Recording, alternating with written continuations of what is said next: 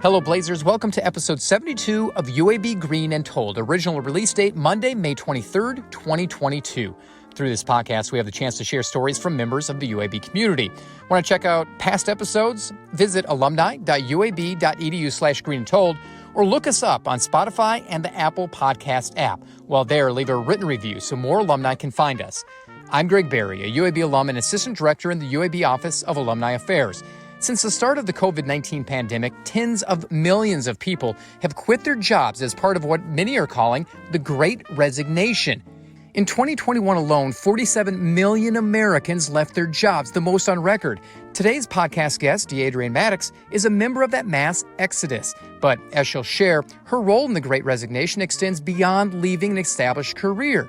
It includes embarking on a new one that could have an impact on companies experiencing losses due to this new phenomena. People are the most important asset, and if you invest in them and allow them to get the training that they need, which I have found to be critical to my career success, then they can be excellent. Plus, DeAdrian will delve into details on why companies need to focus more on their employees as the Great Resignation rages on. People have had time to sit alone with their thoughts, think about their goals, think about their future, think about their aspirations, and they're realizing they can get by with less. And discover the reasons it took her nearly a decade, yes, a decade, to complete her undergraduate degree. So I don't think I even thought about the time frame because you go to school to get a job, and I had one.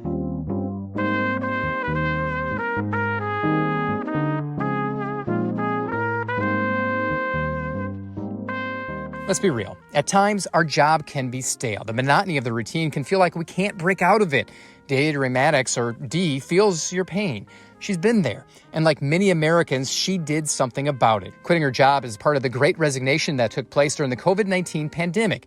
While she's now helping others figure out how to keep employees as millions quit their jobs and discover ways to survive in today's world, we first need to know more about Dee, an alum who grew up in Birmingham near Legion Field and attended Ramsey High School. I was born and raised in Birmingham, Alabama, and I've affectionately started to refer to it as the deep fried South because I love everything fried. I love bacon, and I love that part of my heritage more than anything. I'm not a great cook, but I can fry anything.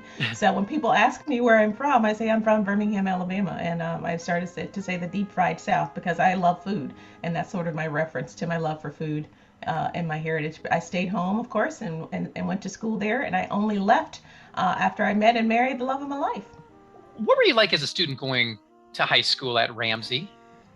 That's a funny story. I've been this way my whole life. I love people. I love to chat. I have always been me, I guess. So I was a band kid. I played flute from 4th to 12th grade. I even played on the day of my graduation. I went from the pit back to the stage because I was a senior class officer. I was a treasurer.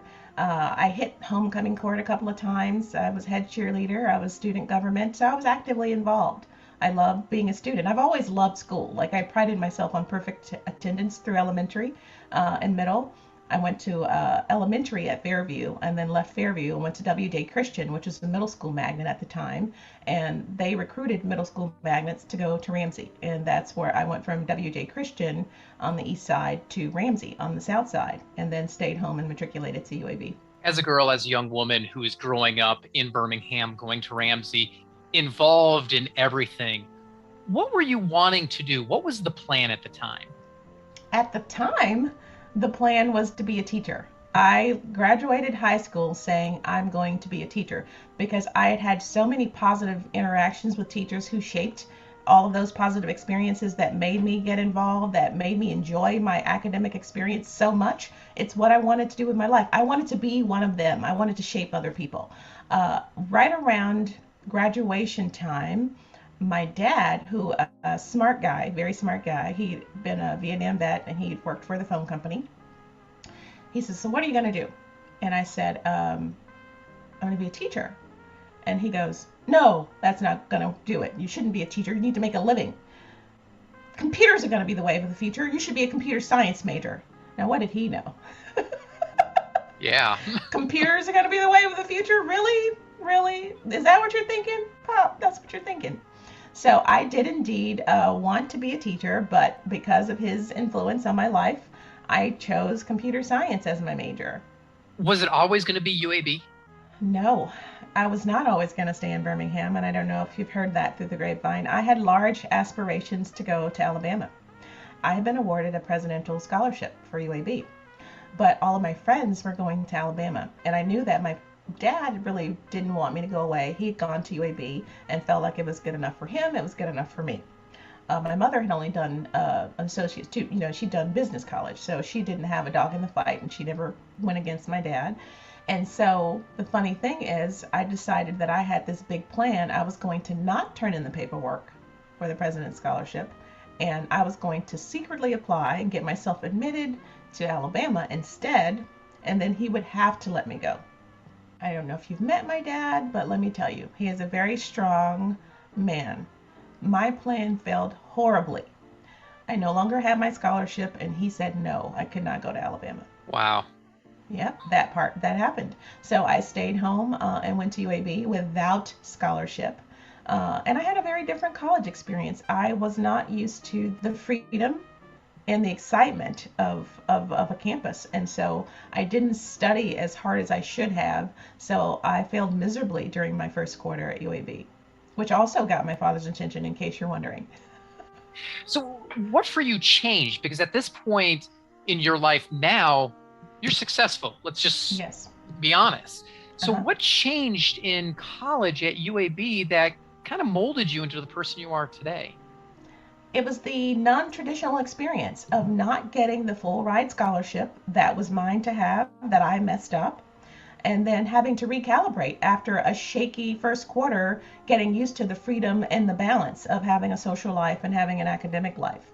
So at that point, I was forced to start making some hard decisions, and I started working full-time and going to school. And I even worked for the university, which I also think has such a great impact. Being a part of the university and getting to work there connected me even more. So those full-time job experiences that I had at the university were absolutely instrumental in making me who I am, because while other kids were going to school full-time so that they could go get a full-time job, I already had one. You were uber involved in high school. You're working in college, you're going to class. Were you still heavily involved? Yes. I laugh because I also was a part of the Greek life on campus. I pledged Delta Sigma Theta sorority and met some wonderful women that are still my friends today. And I actually became sorority president, so I was still actively involved on college campus as well. How did you balance everything? Because that's a lot that anybody can handle. And here you are, a young woman, freshman, sophomore year, doing all of these things, having to kind of juggle everything at once. It was juggling, but I think what probably suffered was I didn't have a lot of the experiences that people who weren't working full time might have had, because I didn't have the extra time to hang out. So you do have to make a choice between what you have to do and what you need to do. And so at some point in my attempt to further assert my independence, I had actually moved from my parents' house to the dorm. So I didn't live at home as a commuter. I lived on campus, even though I was from Birmingham. And I did that to get out of the clutches of the confines of the rules that my parents had. So that balance was all mine to have, because I didn't want to have a curfew. And my parents are very upstanding, respectable people, and young ladies have to come in at a certain time. And when you're in college, that's not the experience you're looking to have, and it's not the one that I wanted. So I moved into the dorms. Campus in the mid 90s, totally different than what it is today. I've seen it. Football just starting, basketball, Gene Bartow still there. Campus has since just exploded. What was it like during your time? It wasn't as robust as it is with the new student center that you have, and that fantastic athletic center. And football, like you said, was just getting started. We hung out in the quad just like any other school. We got out of class, we had our rendezvous, got lunch, walked to class, sauntered around the campus. And so but it was great because utilities came with the room and board back then.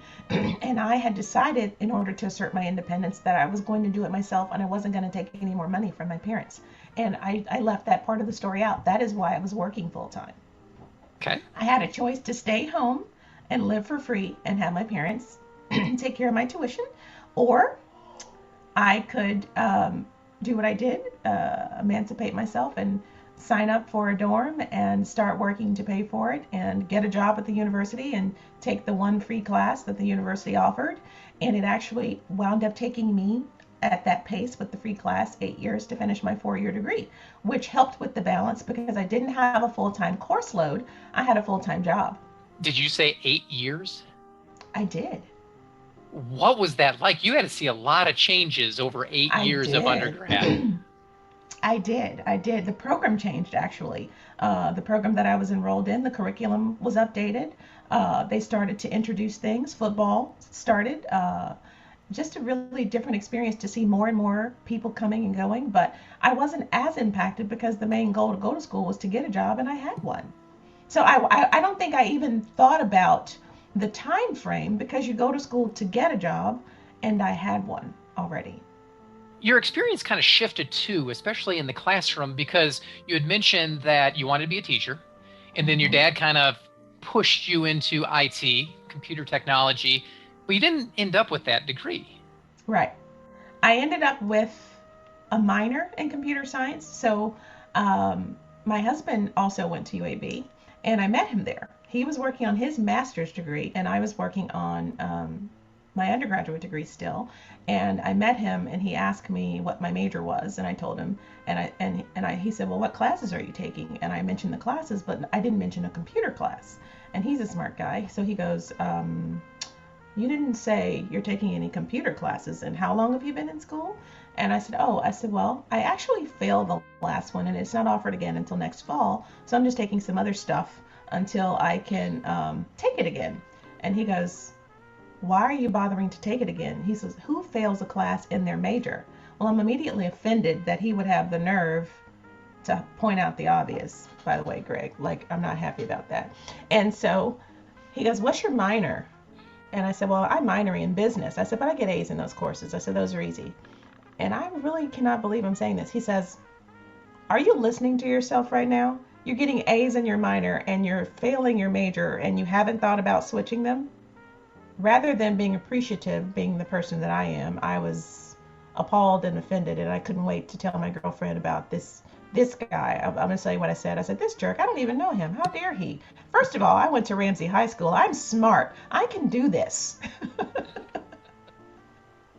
So after some introspection and some time alone, I did indeed change my major to my minor, and I had attempted enough courses for a successful minor with that. And then I started ramping up on the classes that I was really good at, which was business. And I then subsequently graduated with a business degree with a computer science minor. And the concentration was human resources. Yes, which didn't exist prior to what. That's one of the things that changed in the business curriculum. Human resources personnel wasn't actually a recognized profession as much on the business side. It was a new part of the curriculum that was starting to develop as its own discipline in the late 80s, early 90s, being offered by universities in the same way that entrepreneurship is now. Entrepreneurship is starting to be a thing. Well, it was always a thing, but now it's being formalized and turned into curriculum and being offered by universities across the country. What was it about human resources that drew you towards that concentration? When I was working full-time for the university, an opportunity came up for me to seek civil service employment. And so I was thinking, well, they have good benefits. I should check it out. And I did. And someone there was also going to UAB, and she had just started her major. And she says, "Oh, I'm doing something new that they're offering." And I said, "Well, what is it?" And she told me, and I said, "Oh, that sounds good." And I followed in her footsteps. Interesting how that kind of plays out. You know, you find something interesting, it sounds kind of unique, and you kind of go that way, and that's what you established your career on. And it served me really well. At the time I finished up my degree, there was a role, the one human resources job in the civil service department where I was working for the Postal Service. There was only one HR person, and he was leaving. His name, I remember his name. His name was Lee Nall. He was relocating to either Montgomery or Huntsville at the time. And all of the people, I had ascended to supervisory role. all of the supervisors who were working shift work, which was great for me because I wanted to take classes, so shift work worked. This was a day job and it was in human resources. This center director in this postal facility gave me the opportunity at that role because I had gotten the degree. So I became the supervisor of human resources. So you're saying, how did I get into this crazy spot? I changed my major. I picked human resources. I was working and getting the degree. My manager knew it, that I was always trying to work my work schedule around my class schedule. And around the time that I was finishing, the role became available. And rather than basing it on seniority, and as an HR professional, I can tell you this, that's often the case. They pick tenure over expertise. He chose me because I had actually been going to school for that role, rather than just picking a person who wanted to move to day shift and work in a job they had no passion for or expertise. So how long did you stay in that role? I stayed in that role probably about 6 months before my husband received an opportunity to move to Washington, D.C. And I was able to continue in human resources, but I did it at postal headquarters in Washington, D.C. So I stayed with the human resources. You've worked in government pretty much all your life. Postal Service, you worked at NASA, the USDA. How did UAB and the HR program set you up for professional success, especially in the early stages of your career? By providing the foundation. HR is not one of those evolving technologies. There's some core competencies that are involved dealing with people, decision making, development, training, communication, those things, and law, interpretation of laws, covering those basics. So when you're coming up with a discipline, which HR has been determined, like accounting and medicine, you have to have research, you have to have ethics, you have to have a core body of knowledge. UAB did a fantastic job of providing me with the foundation of that core body of knowledge that makes something a discipline. So having that core foundation made it very easy to get in, to do well and to grow in that discipline. How did you continue to grow once you were at NASA, once you were moved to Texas at the USDA? How did that growth continue for you?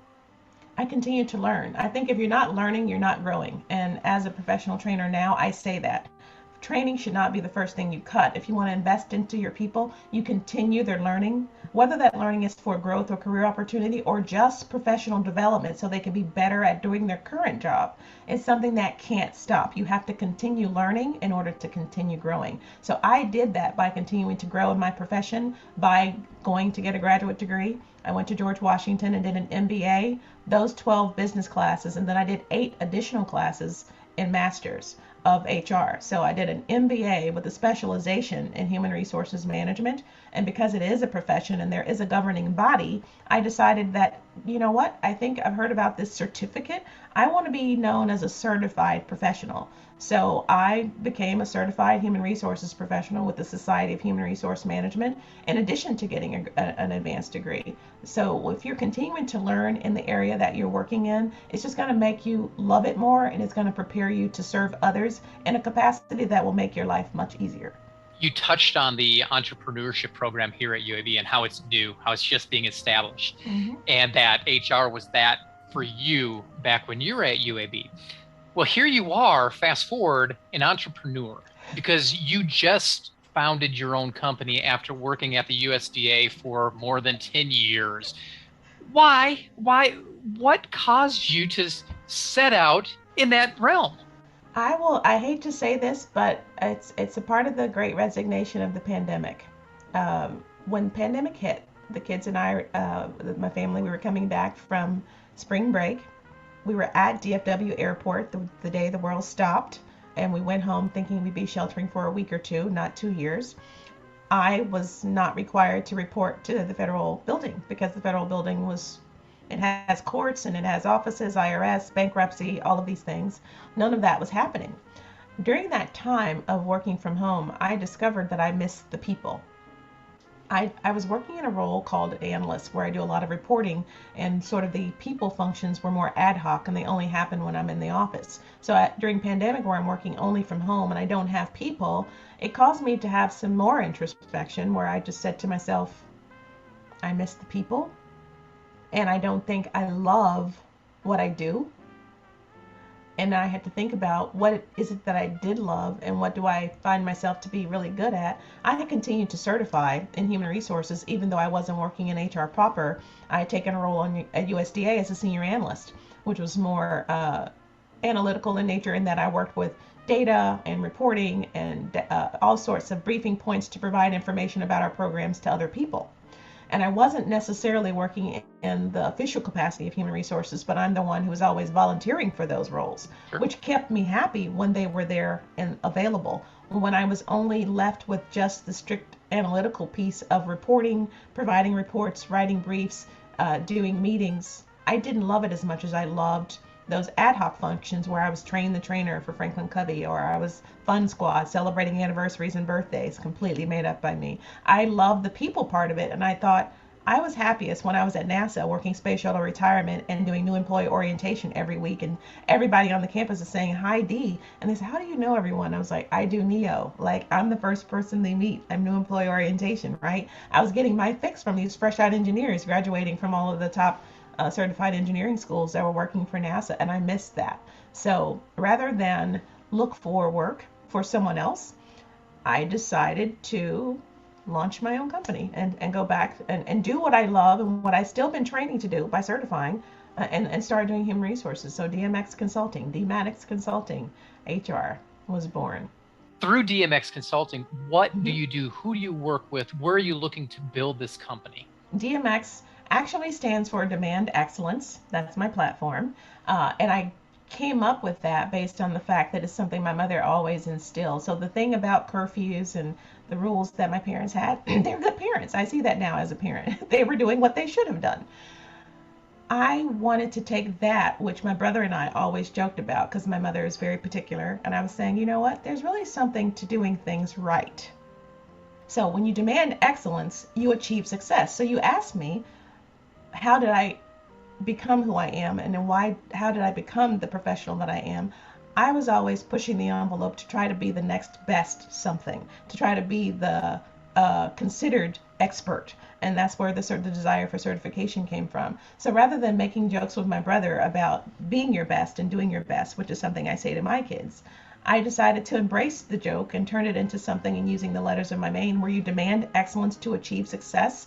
And all of my years of human resources have taught me that people are the most important asset. And if you invest in them and allow them to get the training that they need, which I have found to be critical to my career success, then they can be excellent. Not just good, like A, B, C, D. A is excellent, B is good. Why the book Jim Collins, Good to Great? Why settle for good when excellence is available? And so my clients are corporations, small businesses and or corporations who want to invest in their employees. I've been providing, I call it customized training solutions. Lately, that's been around the same things: customer service, leadership development, and change management. And that's something that I did during the space shuttle retirement for NASA. When the space program was retiring, that was a major change for Marshall Space Flight Center and the rest of the space programs, where those professionals needed to reemploy either in that same location or another location, and finding out what their skill sets look like and doing an analysis of their talent, skills assessment, to make sure that they're in the right place, so that they find new work that they find meaningful and engaging. So I had a knack for it, and I had done all of these things. I spent about a year teetering with the idea of going back to school to become an educator. And then I discovered that there was more student debt involved and more classroom time. It wasn't as easy as it seemed, even with the master's degree. And a friend said to me in a loving way, she was like, "But you love HR and you've got credentials in that. Why don't you do something with that?"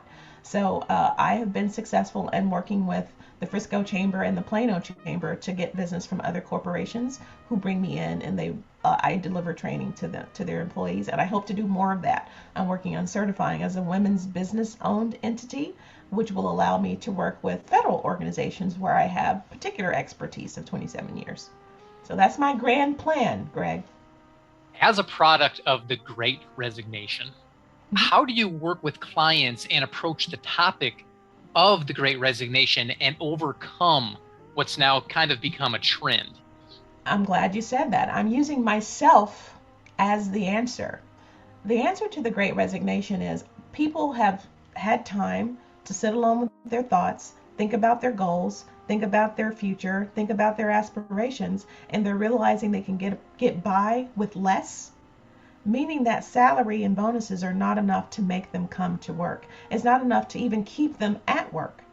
If you're investing by allowing them to grow and learn and connecting to the mission and the purpose of your company, then they're more likely to stay than to resign. People often quit bosses, not jobs. So if you have a person who's not interested in what you want to do with your future, how you can grow and develop, are there growth or movement opportunities within your organization, but educating them on what those are. So investing in your employees is the best way to combat the Great Resignation. With the investment, what are we talking about? Obviously training, obviously different opportunities, but what else can a company offer the employees to make them stay and want to stay? The opportunity to provide feedback. I don't have a crystal ball. I don't have the answer. Every company is different. So the thing that I push is more feedback and communication. And when you receive the feedback and the communication about what's missing, don't take it and file it away or put it in some email folder that you never crack again or never click. You actually have to perform analysis of that feedback and then determine an action plan. So I actually trademarked something that I call the deed. And a deed signifies action and a deed signifies ownership. Those are the number two definitions of the word deed. But my interpretation of the deed is the design, education, execution, and documentation of those actions that the individual has to own. So it's not just the manager's or supervisor's responsibility. The employee has some ownership of that as well. But if you ask them what it is that they're missing or what would they like more of, and then you do what you can within your capabilities to provide more of that, then you can avoid some of the Great Resignation. How much thought went into developing the deed? A lot. During the 2 years that I was working from home, I was still working for USDA at the time. And really funny story, I was so used to working because I was going to school during the day and then working at night, or vice versa at different times in my career. I was working for USDA during the day, and then at night I was turning the wheels, and I have all of these Russell Crowe Beautiful Mind notebooks where I was scribbling ideas and thoughts about what I was going to develop and what it was going to look like that I could offer to other people in a way that was easy to digest and applicable to all functions. With the Great Resignation, I mean, when you Google it, 276 million occurrences pop up. Do you see this going away anytime soon? Is there an end in sight for employers? It won't be an end, it will be a shift. The resignation will be a reorganization. Those employees, many like me, they're not resigning, meaning they don't go into something else. And we used to use the term separation. They may separate from one company but re-employ with another company. So it's going to offset itself, and that really is a reorganization of the talent in that they're not lost from the workforce completely. They've just made decisions that are better for them based on the company mission, based on the purpose, based on the corporate citizenship, based on the opportunity to help shape the direction of the company. So it will not go away, but it will shift into a reorganization of where the talent goes, whether they'll stay or find something that they find to be more meaningful.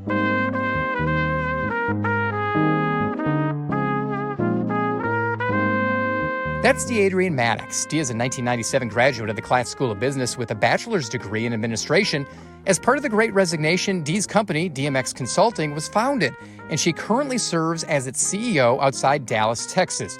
Having worked on her degree a bit longer than most, Dee definitely has her own idea of what it means to be a blazer.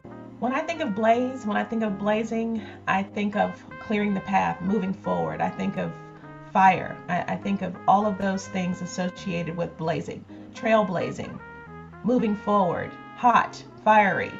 Be sure to listen into previous episodes of UAB Green and Told. Check out our website at alumni.uab.edu/greenandtold.